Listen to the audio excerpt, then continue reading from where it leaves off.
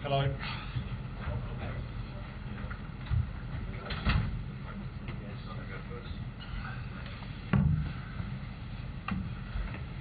No, 2 heads.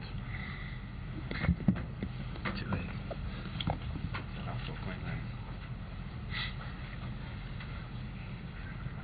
Okay. Rob, can you give us an indication of how the injuries are? Jake's got a bit of an ankle injury.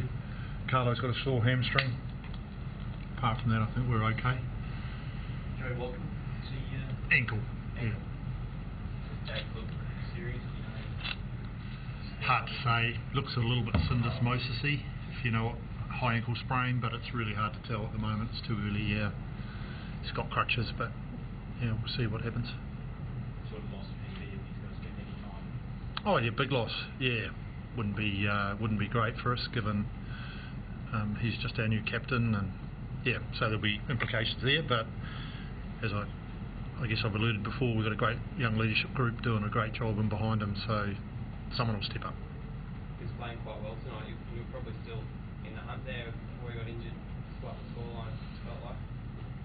Look, there were moments there. Obviously, we had a pretty ugly 10 or 15 minutes there where they scored. Boys, you know, the Reds dangerous on attack and opened us up.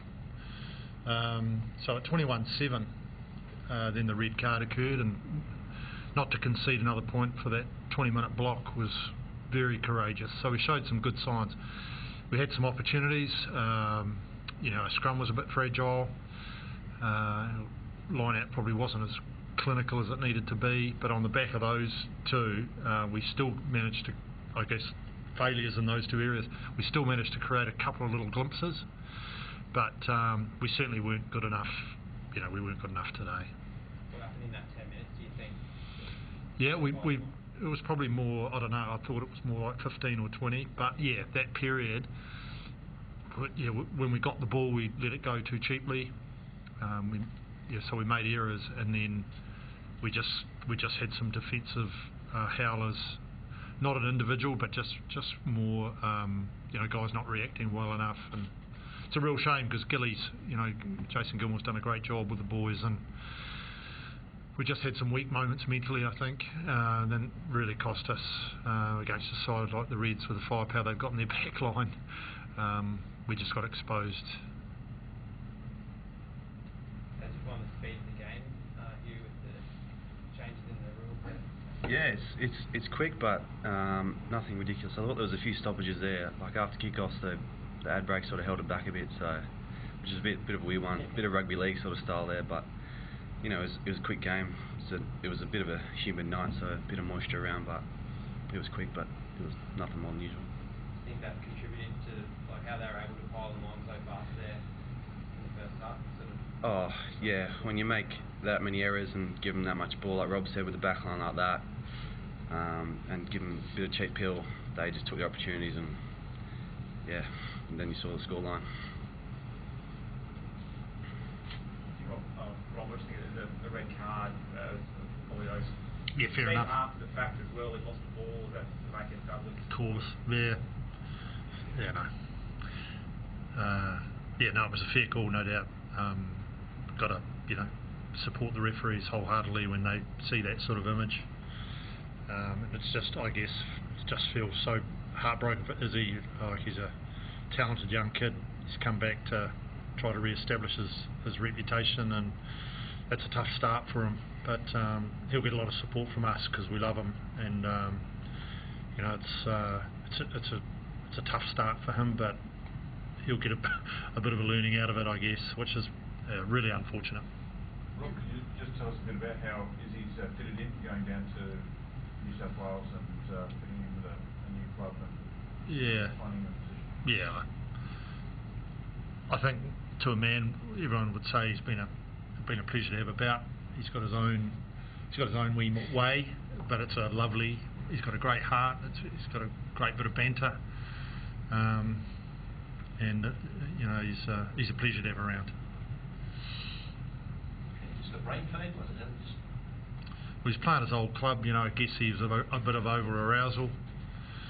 We tried to keep the heat off him this week for that very reason, but he's a competitive man, and yeah, he just overplayed his card.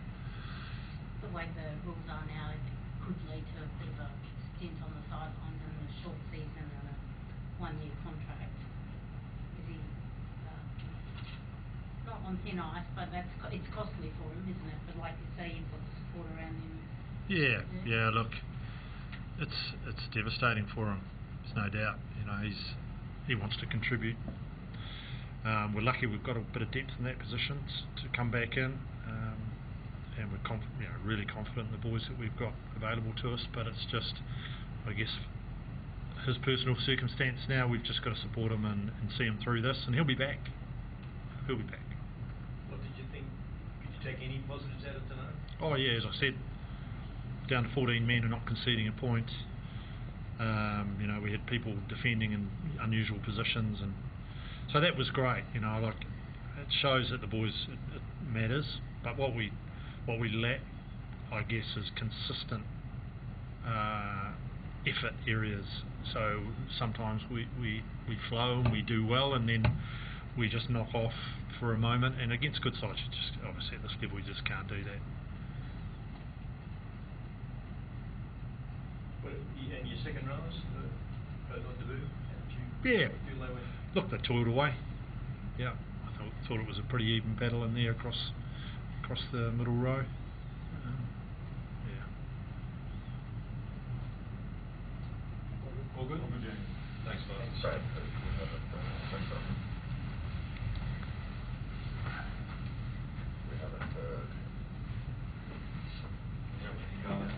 So guys, how big is it done? So this will be embargo till 2 o'clock tomorrow.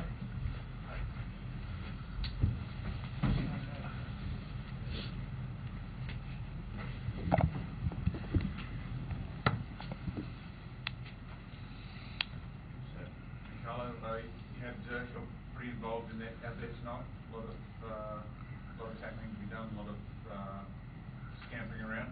What were your impressions of the speed of the game? No, it was good. Yeah, enjoyed it. Obviously tough losing. It sucks, but yeah, on to next week. So see how we go, reassess, and go from there. You played a fair bit against Fraser McBride in different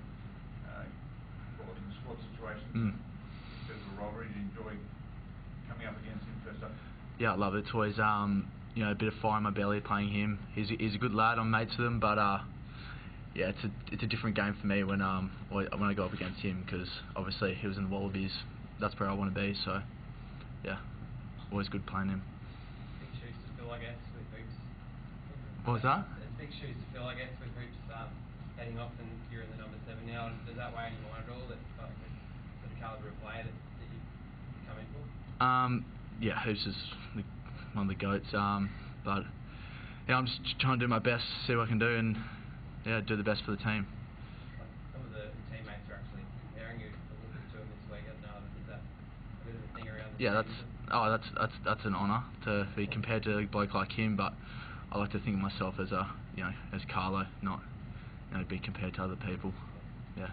Often seems to face too much colour that junior Wallaby setup you went into, and I think you're in the squad and then kind of came into the squad late and went over to Argentina and went pretty well there, and then went up to the next level. You just love a challenge. Yeah, I love it. I sort of learn off my parents. They're pretty hard workers, so I just love to have a rip in and just do whatever I can. A few of the boys didn't like me at first at training because I got a bit too hard, but they've come around to liking me, I think. What do you folks do? What's that? What do your parents do? Mum's a dietitian, dad's a dental prosthetist, yeah. So they work some long hours. That's just been that example for you? Yeah. Obviously seeing them come home every night at 8 o'clock, so it gives me a bit of motivation to make them proud and stuff. So. And that move over from WA, it's paid off, I guess? Oh, hope so. We'll wait and see in 6 months' time, but yeah, it's been bloody tough moving, but I'm really starting to love it now, and yeah, New South Wales is my home. See guys like Angus Bell and the Red boys here who are in that Wallaby, junior Wallaby side. Did you watch how they went about last year? And Yeah, I was felt like that? I was a bit jealous seeing all the lads get a lot of games last year. I was a bit of created like a good fire in my belly, and I had a good off season. I was just grinding every day, trying to, because I see them doing so well. It's just like, well, I want to be there. So, no, it's good. It was good seeing them do so well last year, and hopefully I can follow. You were in a lucky situation where you could observe Mike from close range. What sort of things did you pick up about the way he prepared for training, or the way he sort of planned his week, or his consistency? What sort of things really struck a chord with him? Yeah, he's just a professional. He just, at all times, he's always on, and he's just always on. Like, it's hard to sort of describe it. You have to be in and around him to sort of be able to put a sentence to it. But yeah, he's just a professional, and I took some good points out of him, and hopefully I can take his job one day. Queensland New South Wales rivalry over the years has seen some great battles between sevens, and touched on with Fraser before. Maybe it's a bit of the nature of the position, but it seems to be a deep-seated hate in those players, at least when they cross the line. In a good way, in a competitive way, you're that type of guy who hates the opposition. Did you hate Queensland? Did you hate them? I wouldn't say hate. I just love competing. Like, it doesn't matter who it is, doesn't matter what team. I just love competing, and obviously playing a guy that's I guess you could say ahead of me. That just makes it so much more, like, makes me want to grit my teeth a bit more when I make a tackle or this that. So yeah. No, I just stay quiet. Silence is best sometimes. Thank you. Thanks, Rod. Thanks, mate.